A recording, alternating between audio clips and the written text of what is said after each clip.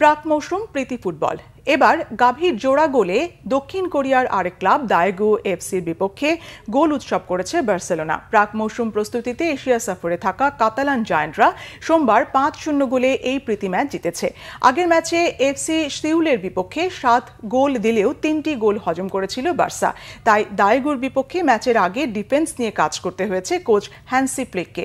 সোমবার যথারীতি আধিপত্য নিয়েও খেলা শুরু করে স্প্যানিশ লা লিগা চ্যাম্পিয়নরা। ২১ মিনিটে গাভী এগিয়ে নেন দলকে। ডান দিকে বল পায়ে দারুণ কারিকুরিতে দুইজনকে ফাঁকি দিয়ে ডি বক্সের মুখে স্প্যানিশ মিডফিল্ডারকে খুঁজে নিয়েছিলেন লামিনে ইয়ামাল। ২৭ মিনিটে রবের্তো লেভানদোভস্কি ব্যবধান দ্বিগুণ করেন। সিউলের বিপক্ষে দলের প্রথম গোলটি করা এই পোলিশ স্ট্রাইকার জেরার্ড মার্টিনেন্সের ৬ গজ বক্সের মুখে বাড়ানো বল টোকায় জালে জড়ান। আগে ম্যাচে একটি গোল করা গাভী বিরতির ঠিক আগে ডান দিক থেকে বল হাওয়ায় ভাসিয়ে নিজের দ্বিতীয় গোলটি করেন। ৫৪ মিনিটে দানি ওলমোর পাস থেকে ১৭ বছরের ফরওয়ার্ড আন্তোনি ফার্নান্দেস দলের পক্ষে চতুর্থ গোলটি করেন।